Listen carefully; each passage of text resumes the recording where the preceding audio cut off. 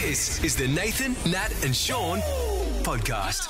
Perth Comedy Festival's kicking off this Friday at the Astor Theatre. Yeah. Christian Hull and Christopher Wayne are bad friends is happening, and joining us right now is Christian Hull. Great. His stuff has accumulated over 670 million views. Jeez, when is he going to get a billion? It's so far amazing. off it. Yeah, How- good game, Christian Yeah, Christian, Hull. how is OnlyFans? Is it good? Hi, team. Oh, my God, it's so good. You wouldn't think to look at me as a short, hairy, overweight gay, but the money is actually quite good. So it turns out there's a market for everything. Christian, there What are you actually, trying to say? there actually is. We've been trying to, we're talking to Nat about this and our producer Amy about, foot fetishes and putting stuff out there because you can make some money off doing that stuff. Straight away. I'm not suggesting that you need to go down this track, but maybe, who knows? No, yeah, I have gone down that track. And it is, do you want to know? $46,000 I made last year. On OnlyFans, doing what? Yeah, on OnlyFans. Yeah, I know, right? What It's did you like, do, though? Seriously, what did you do? It's what I didn't do. Everything. Wait there. Were you like one of the foot people, or were you like the those? No. It's all out. You did It's it. all out. Collaborations, like everything. Collaborations with who? Oh, like David Guetta or so? Who are you collaborating with? Other OnlyFans creators. Is that what you do? So you have each other on your pages and you do each other? Pretty much, yeah. So that's the best way. did you invite did you put the invite out there, or you invited? Like what was? How did the collab happen? Literally, you just go to their OnlyFans pages and it's in their bio. Collabs wanted. And you say, great. Christian, is it hard to do a because Hard. I've got to put this properly. Always hard. When you're coming up for content for OnlyFans versus TikTok and stuff, what's easier to come up with? Because in the porn industry, Well, I'm going to not guess, everything's Sean, porn. coming up with stuff for TikTok will actually work out best for Christian. No, What's harder? What's harder?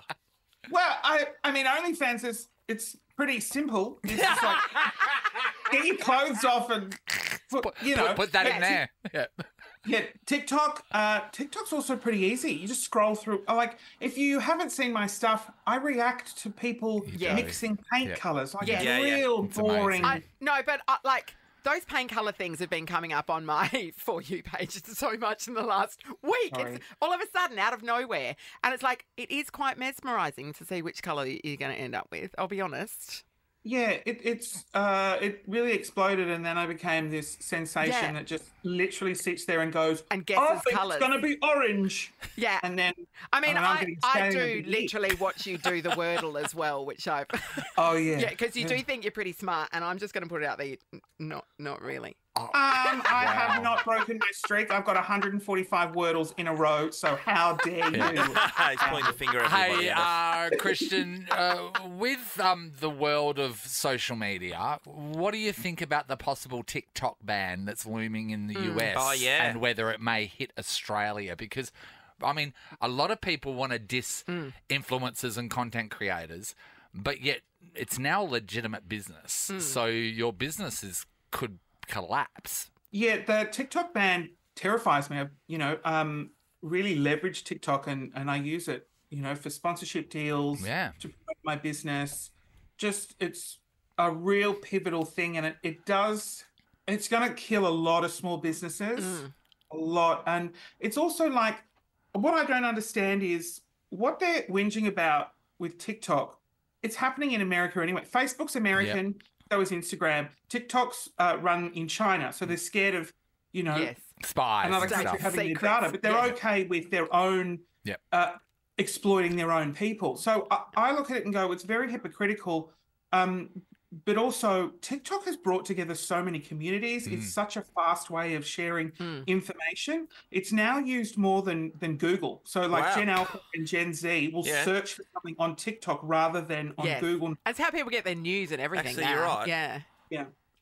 Yeah, So I go there banning for it, recipes. I think you've got all these old fuddy-duddies in the States who don't understand it. Yeah. And then they're just like, let's just close it down. And I think it's a real shame. It's going to change the world for the lesser, I think. So what's your plan, though? Because, I mean, you all know this is looming. It looks like it's probably a definite thing that could be happening in the US. In the US for sure. So have you thought about how you're going to pivot if that is such an important part? Is there some other platform that would have to arise? What's the deal? What are we doing? So I pivoted to OnlyFans. And now I just put stuff up my bum. Literally, it's orange. Oh, it's orange, and inside it goes. Welcome to Backwards Mr. Squiggle. Upside down. Well, for any content creators, I've always said you've got to diversify. You have to be on every platform, and you can't rely on one thing, because even a slight change in the way Facebook distributes its content, like in the algorithm, can really ruin your business. And so if you're on a lot of platforms and you're doing a lot of different things, the impact isn't as much. Spreading the net wide. This is the Nathan, Nat and Shaun podcast. We're talking about when babies go bad. They're out of control at the moment, or one was in particular. Yeah, the whole of the country is talking about the baby at the Arj Barker show being kicked out. The mother was not happy. Right at the start, when she first complained on the radio station, she was quite, this was hurt and humiliated, all this sort of stuff. And I think that she thought the whole nation was going to be behind her. Me too. And then as the day went on, I think that the comments that she was reading sort of started seeping into her, and she started taking the intensity off the pedal a little bit. But then last night as well, when I was watching one of her interviews, she tried to throw into the fact that she was breastfeeding as a possible reason why she was asked to leave. It wasn't because of that. Oh, no, that she was saying that was the reason she took the baby, was because there was no alternative. No. She was suggesting that it was because it was breastfeeding. So she was trying to move the goalpost just so she gets some support. No. And this is really all about where parents shouldn't take children or babies because they don't belong there. Because it's not everywhere. It's not like dogs. You can't take them everywhere. Exactly. It's not like dogs. Babies got no right to be in Bunnings. 100%. Well said, Nat. Emma's in Kwinana. Hello. Hi. Hey, Emma. Do you want to dob in a baby, Emma? It was actually my son when he was about 6 months old. He's now about to turn 5, and I got told I was tickling him on the bus on the way home, and I got told to shut the F up or get off the bus by another passenger. Because your baby was laughing. There is nothing. Because my baby was laughing. There is nothing more beautiful in the world than the sound of a laughing baby. So whoever that was a monster in there in the wrong. Wow, Emma. Yeah. And also on a bus. Sorry, buses are fine. Public transport's fine. A flight as well. Unless, our producer, Amy, and she wasn't really, she's got 2 children, but she said, you can always put up with one baby, but she was stuck in between 2 babies she had crying stereo babies. She had one in the front and one in the back, so she was in the crossfire of fighting babies. Dueling babies. One baby was empowering the other baby to get louder. Oh, no doubt. And vice versa. That would be a lot, but yet it's their right. When you're on the bus too, a lot of people just put their headphones in and just carry on with their day. You wouldn't even know. Imagine telling a parent to shut that baby. I mean, I'm concentrating on what I'm graffitiing on the seat. Exactly. That's a great point. Hi, Tash. Hello, good morning. Hi, Tash. Do you want to dob in a baby? This is a safe space, Tash. It's more a cranky toddler. Yes. I had gone out with the family, and I do have 3 children and a granddaughter. Mm-hmm. We'd gone out to dinner for my mother-in-law's birthday, and it was nowhere fancy, just the local pub. Yeah. It was a state of origin. There was a table decorated in blue, so there was obviously a large number of New South Wales supporters coming in. Yes. They came to the restaurant. They had a large number of small children with them. Yes. They proceeded to run around the restaurant, to come and stand at our table looking at us. It was kind of weird. Looking at you? Gross. Just sort of joining in. And then one of the fathers proceeded to chase one of the children around the restaurant, which was always entertaining. Yeah. And at the end of the meal, I went over and spoke to the grandmother who actually worked in the restaurant, said we'd had an interesting evening, could have done without their children at our table. And whilst you think your child is cute. Yes. No, actually, I said the only person who thinks your child is cute is you, and everybody else thinks they're an arse. Oh, Natasha, straight to it. God, not holding back. What was the response? She just had a sort of stunned mullet look on her face, and I left with my 3 perfectly behaved children, and we went home. Yeah. It's really interesting, Natasha, when the kids the parents are going, oh, they're having so much fun, entertaining that family. Well, no, they were getting in their face. We're just trying to eat their dinner. That happens a fair bit. It does. Yeah. If I wanted to have dinner with your children, I would have come to your house and picked them up. Yeah. Or what happens when they first come over, you kind of go, oh, hi, and laugh and whatever, and then the family go, oh, look, they're loving it. That family, they're loving those children. Then that mum and dad, you know what, good on them for taking the opportunity watching you do that, Mum and Dad just like shut that child off. They're watching the game. And just have a lovely date while you're looking after their children. It's actually quite clever. We feel your pain, Tash. Thank you. Sharon's in Jindalee. Hello. Hello, how are you? Hi, Sharon. We are giving you the opportunity to dob in a baby. What have you got for us? Oh, so basically, I've been working with children all day. Love children. Got 5 of my own. Got a babysitter last night. Went out for dinner. Yeah. Me and my husband. About 8 o'clock. There was sort of 2 children in the restaurant. Yeah. Not too close. It was fine. Little one in a high chair, one sitting at the table. But then the little one in the high chair started to scream. Mum got it out. Obviously, came right to our table. Yeah. I thought I'd get dressed up because I always wear leggings and a nice white dress. But the little one decided spaghetti bolognese handprints on my dress. Your dress. Yeah, so at first it was like, oh, yeah. Then she was in my bag with my keys and things, grabbing stuff off the table, and then I'm just like, oh, sort of like laughing and looking, like making eye contact with the mum. Then the mum was just smiling and then sort of wasn't coming over. Then it took a 3-year-old, must have been a brother, to sort of take her away. But then he decided to come back and have a conversation with us. Are you And then joking? my husband had been on night, so I hadn't really seen him. So we're trying to chat, and then they kept coming over all the time. And then in the end, we just actually moved tables. Hey, parents can't. Don't do that. Do you think they're having fun? I No. know. But, and this is the thing. This is what I mean about not looking outside of yourself. You don't know Sharon and that's right. and the fact that she hasn't seen her husband for a while, and this is the night that they're going to go out and see each other. So why should your situation affect Sharon? It's so crazy. It is. And if your It kid's is. not It up happens to behaving or sitting at the table for as long as you want to be there, don't take them.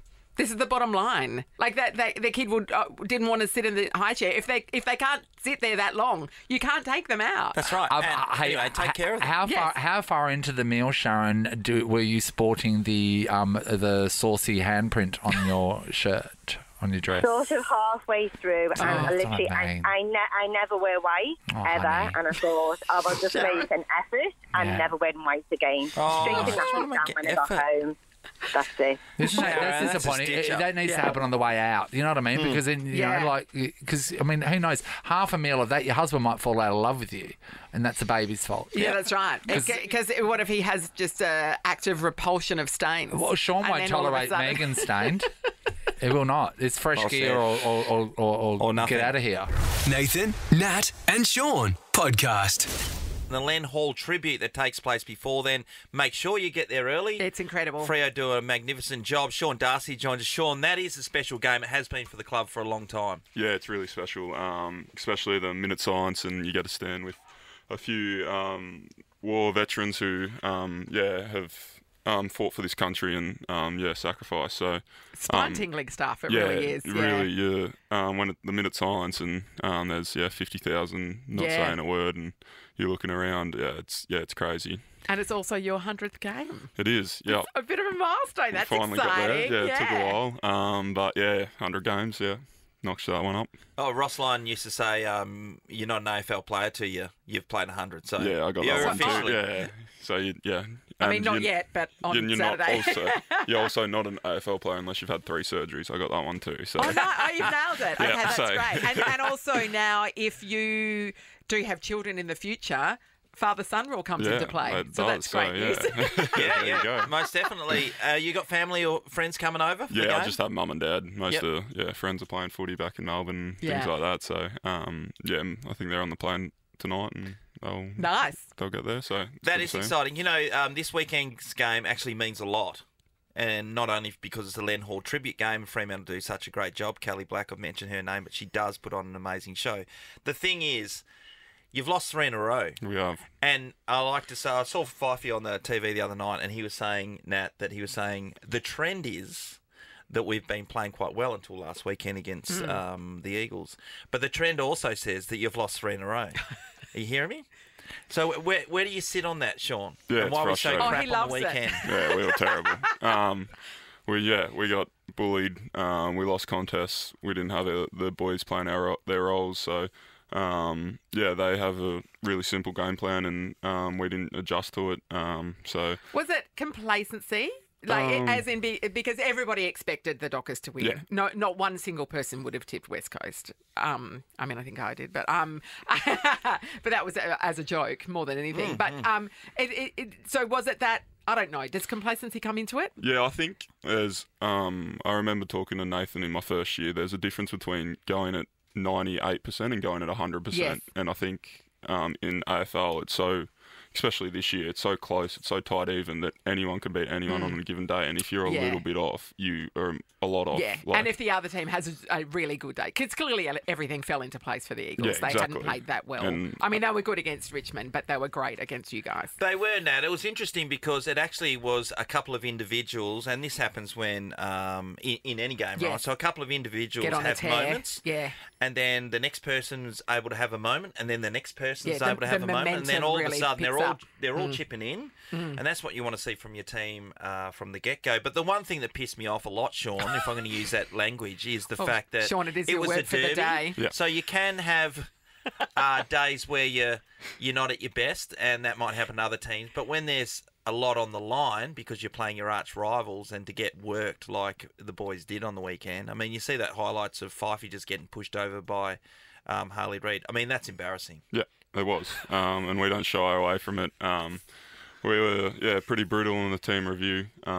We didn't like what we saw, so we've got to be better, and it started training. So in that team review, can you talk about what that's like? So is that the whole team has to watch a package of stuff of lowlights, I suppose, from the game? Is that how it works? Yeah, so we and break then you it talk up. to one another about it? Yeah, we break it up. So you go mids, so mids will have their review, then you go the whole review, so we'll do trademarks, which is things that are non-negotiable that we've got to play, so, and then we do team defence, then we do offensive and so when coaching. they show you the footage, and then you have to talk to one another about where you all went wrong. Yeah, Why were you standing there, Sean? Yeah. God, that's just so brutal, isn't it? And like most of the times, it's genuinely I know you're like, feedback's your what are you friend, doing but here? And you're just like, I don't know. Yeah, like, it's like, it wasn't a conscious like, I decision didn't mean at to the do time. that. So Yeah. it's pretty brutal, but it's like the best thing is everyone's. No one's above it's feedback. Equal. So, like, it doesn't matter if you're Caleb Sarong, Andy Brayshaw, or Nathan Fife, or you're playing your first game.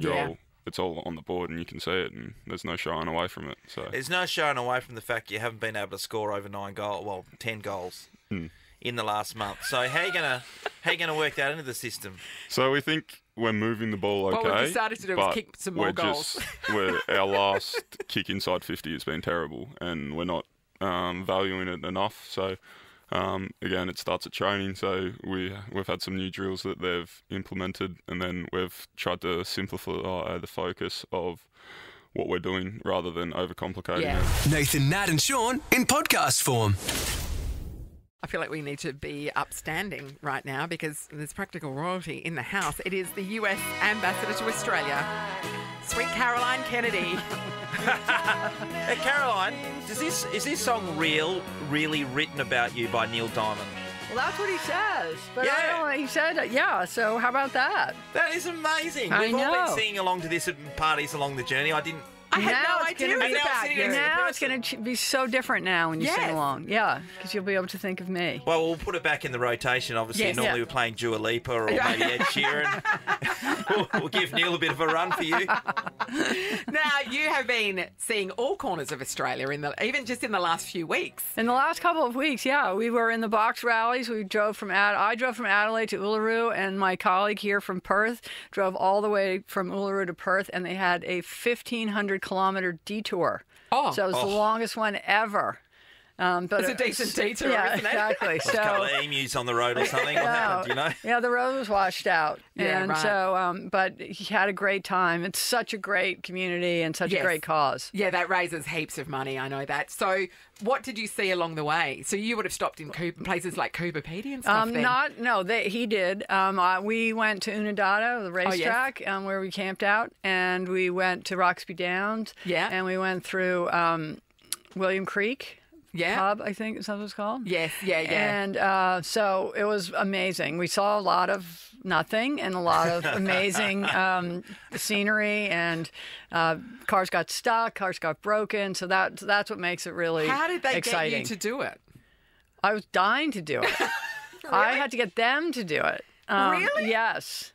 I heard about it at a Bunnings sausage sigil where I met two guys who were raising funds so that they could do it. And I took a look at their car, and I couldn't believe this could even drive out of the parking lot. And so it just seemed like such a great thing and a great way to for people, who have survived cancer, who know somebody who's going through it or whatever, to come together and do something that would just, transform the experience from something really difficult to something really positive. So did you have to go on Gummy and buy an old car? Was it 2004 Ford station wagon? That's right. Yeah, they helped us get it. The Vox Rallies helped us get the car because we were having a little difficulty at the embassy, and but we painted it, and our whole community came together, and everybody put names on it of somebody that they were wanted us to be driving for. Oh, that's beautiful. Yeah, so it was really, really nice. You must have thought you were a long way from New York when you were out the back of your dad or I would have thought.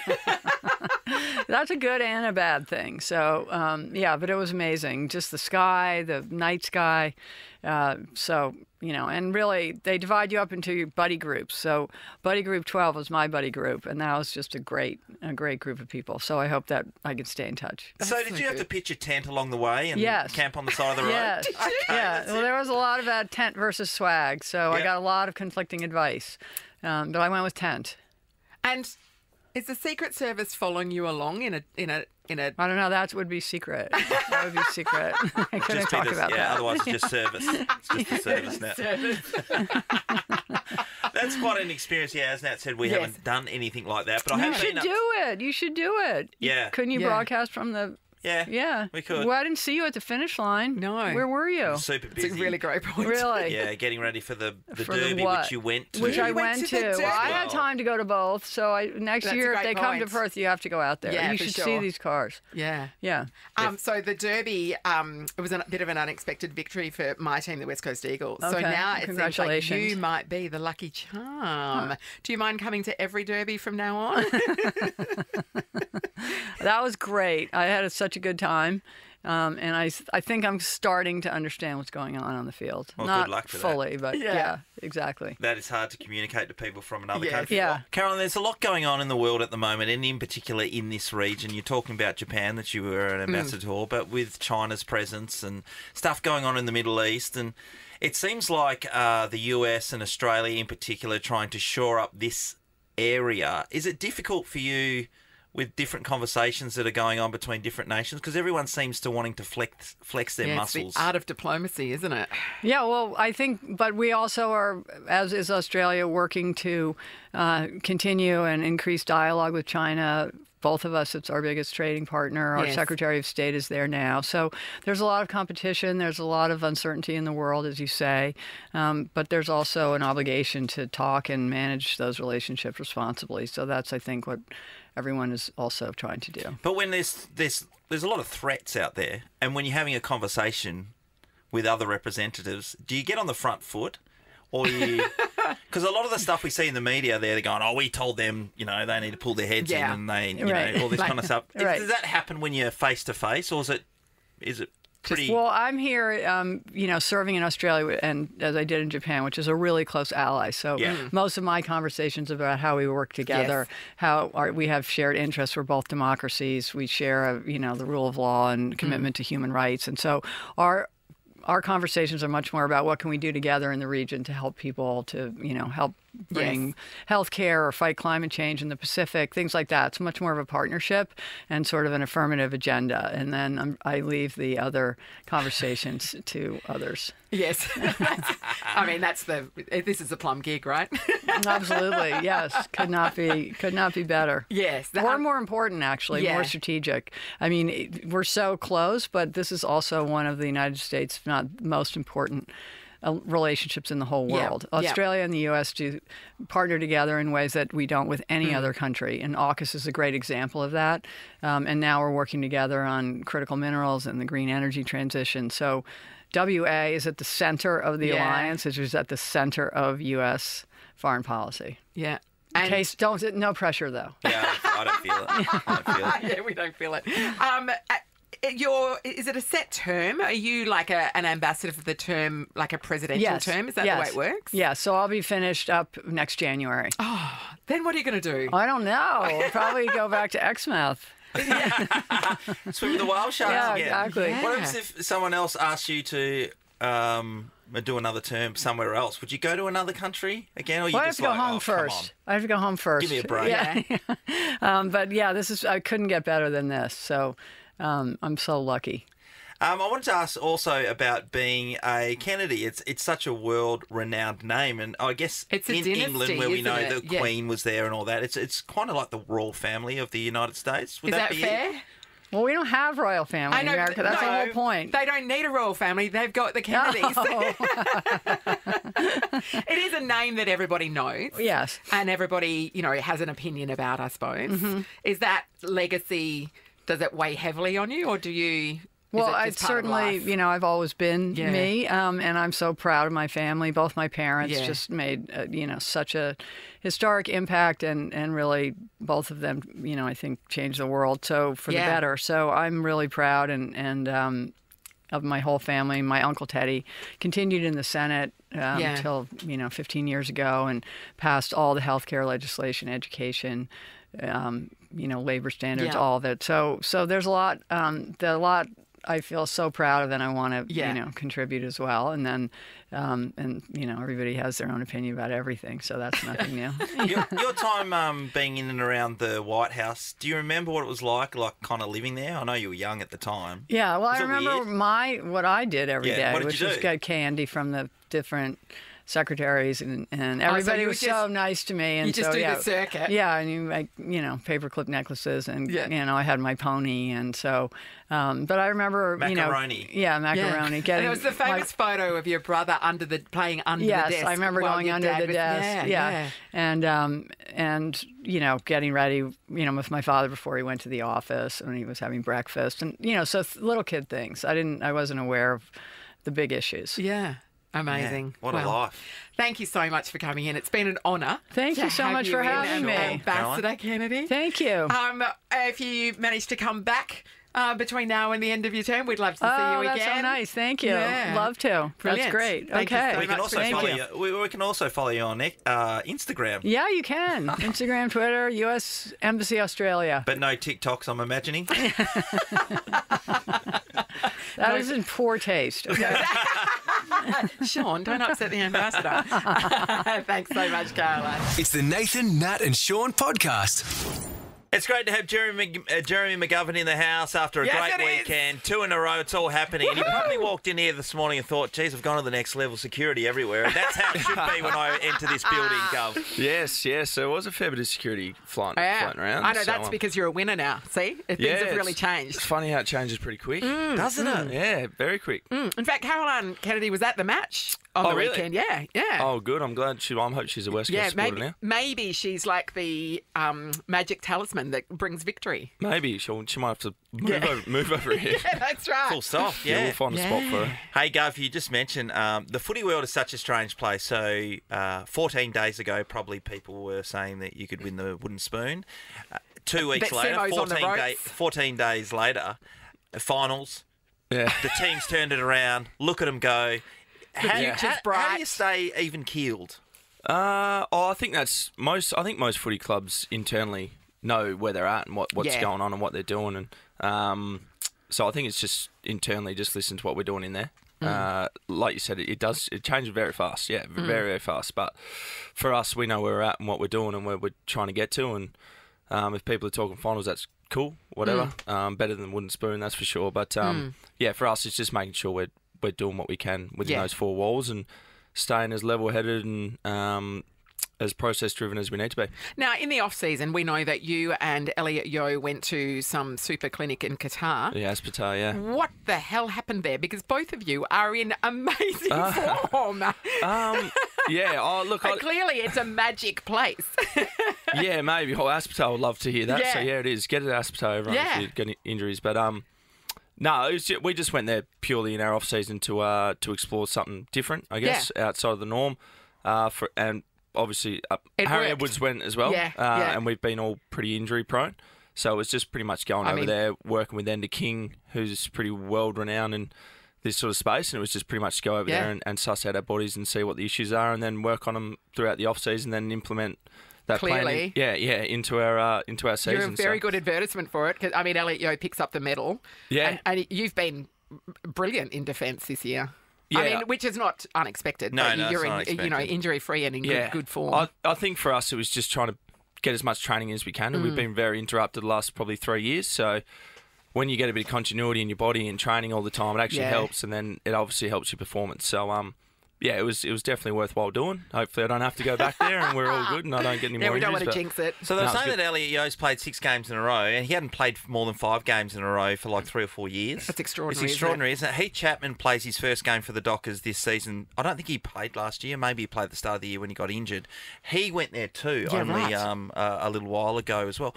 What kind of stuff do they implement or change because you got world-class strength and conditioning guys. Yeah, we do. In WA. Yeah, big time. And the people that we got here are great. They're amazing. Yes. Yeah. But it was just a little bit different. So what's over there, you go into Aspetar and it's a huge facility. It's just got all the testing equipment. The main thing. So it's more about the diagnosis and getting down to really minute differences in muscle strength and how your body's working. So we got the instruments here in WA and Australia, but it'd probably take you 3 to 4 months to get in, go get your test. This took us a day. Yeah, right. So we're in there a day and we had all this testing, shop, all these treadmills, all these magnets on us. Yeah. Figure out your body, your composition, the way you run, all that sort of stuff. And then from there, Ender comes in and creates a program and sees the areas that you're really weak in. Yeah. And you need to strengthen in, and then you come up with a small program, which is very similar to what we've got, but it's actually more specific to the individual. So it's just real fine-tuning. Yeah, fine-tuning. So I've got my own program. Yoey's got his own. Harry Edwards has his own now. And then because we went and got the information, we're bringing it back for our boys. Yeah. So a lot of our boys are doing similar programs. Were you surprised at a deficiency in an area that you didn't think was there? Yeah. What's your weakness? No, so they actually said that most of the AFL boys that go over are extremely strong. The major muscles are strong. So hammies, they're all great, but it's all your small, fine motor muscles that aren't strong enough. So they're the ones that they target to actually strengthen them. So done hammies and calves. The reason we do them is because all your other small muscles around it aren't supporting them. Yeah. So a lot of it was that we're going in and fine-tuning those sort of areas, and also like profiling. So Yoey's very powerful. I guess I'm a power player as well, a little bit, not as much endurance as in full running around all day, but we are burst players. So just catering the program to that burst player. So we don't need to be doing 1,000 exercises. It's only just short repetitions of different sort of movements and different things. So it was actually really interesting. Do you get a rebate from HBF? No. Yeah, you better write that off. Don't worry about that. Your accountant should be able to come up with something there. Yeah, we'll see. But it was definitely worth every cent going over and just getting our bodies right. Well, the proof's in the pudding, and the pudding looks pretty good at the moment. Yeah, so far, yeah. This is a podcast of Nathan, Nat and Shaun. Maths is over, which means finally we can get to talk to this woman. She wasn't allowed to talk very much while the show was on. Which really got me spoke to her. Which really got me upset. And we spoke to her right at the end because everything that came out of your mouth, Lauren Dunn. Hello. Hello, Everything Lauren. that came out of your mouth to me was like, well, that's what I would say. And it was like you were lifting up or you were parting the sea of all the bull crap and getting to the truth of what was happening in the moment. Yeah. So the reason you weren't allowed to do any interviews was because of the John Owen thing, right? Yeah, because they got caught canoodling. And they pashing in the beach. And they didn't want you talking about it. And essentially just ruined our storyline. So they didn't want me to be able to talk about it. And I'm like, I'm not going to go on radio and sit here and lie and say that we're all great when people with a set of eyes can see that. I mean, Stevie Wonder. Yeah, so it's out there, and then they're trying to say, and your mandate is not to speak about it. That is so you're robbed of not only your experience of finding someone in the show, but also you're robbed from some of the opportunities that come out afterwards. So you're double robbed. When they got caught at the beach. Come on. I know, right? It was set up. They knew. It was set up. Like, did they set it? Yes, they set it up. Did. So they set it up, and they were under the impression that those photos would get released when the time was right to show that they're like this good, true couple. Yeah, okay. But then they got papped by someone else unknowingly, and so then all the photos that they'd set up with other paps, they'd release them because you know what journalists are like. They want to get the scoop. Of course. Yeah. And they just got so shredded for those photos because they were so cringe. They're still together now. They are together. They live together. They're very much in love. They are actually a genuine couple. And I like your really happy attitude about to that. Your attitude to that is, they're supposed to be good for together. them. They are supposed to be together. He's not my person. I think we could not. all see that from day one. Yeah, so Lauren, being on the show and then you're having all these, the relationships are supposed to, you're cheating on me and all this kind of stuff. Yeah. Do you feel it that way or are you just playing the game? I don't feel like he cheated on me because I have to be perfectly honest. We had a really up and down. I was never in love with him. I never had serious feelings for him. But you do have this sense of that's my partner in this wild experiment. And my main issue is like, you just lied to me. You should have told me and then we could have left. If you had said like, I've been messaging Ellie a lot and I think I'm falling for her, we could have left and avoided this. But is there a feeling that, people want to stick around for as long as possible to maximise opportunities that might come post-show? Absolutely. Because and if you leave early, nobody remembers And I'm not you. going to sit here and say no. Everyone who says that are lying to you. That's what I like about you. Yeah, absolutely. I'm not packing up everything. I've got my own business. It was so hard to leave work, and you really cannot work while you're there. So if I have to sit it out with someone whose sound of them breathing makes you want to smother them for 3 months, that's what I'm going to do. So you were beforehand a maths viewer, of course. Of course. And then you're in maths. So coming out, what wouldn't we know as viewers that you didn't know? So the filming of the dinner parties was probably the most insane thing that I didn't understand. So when you get there, we all get shipped off in different cars, staggered. So we start filming, like getting ready, like, I don't know, 9 in the morning. Whoa. We may not party. finish filming till 4 in the morning. Yeah. Whoa. And then when you go into the cocktail party, right, you're all sitting there, you'll get sent in different times depending on what the drama's about. And then in between that and sitting down at the table, they send us back out to these tents. So each couple's in like a separate tent while each people gets their voxy. It's like Guantanamo Bay. I'm not joking. They're like these green tents with some like old magazines with the papers ripped out and a few bits of chips.